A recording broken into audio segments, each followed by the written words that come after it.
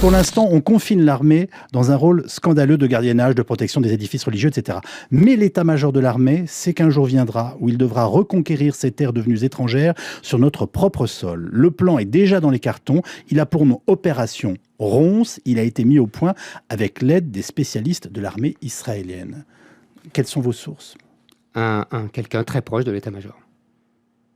Vous prétendez que l'armée française est prête à faire Oui. quoi Un nettoyage.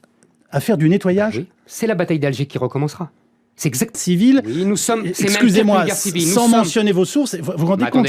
Attendez, c'est pas vous, journaliste, qui allez me demander à moi, journaliste, de citer mes sources. Je vous dis, je le tiens. Je le fais remarquer, c'est tout. C'est mon rôle. Je vous tiens de sources sûres, de gens très proches de l'état-major. Je n'ai pas donné ce nom Ronce en vain.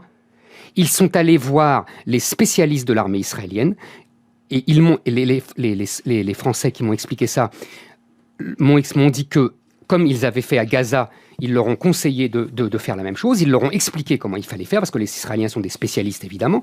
Et donc, le plan français est prêt. Parce que nous sommes dans une logique post-coloniale. Quand vous avez des immigrés qui ne s'adaptent plus au mode de vie français, mais qui imposent leur mode de vie, ça s'appelle de la colonisation, Yves Calvi. Et donc, quand on a des terres colonisées, soit on se soumet, islam, ça veut dire soumission, soit on se révolte contre la colonisation.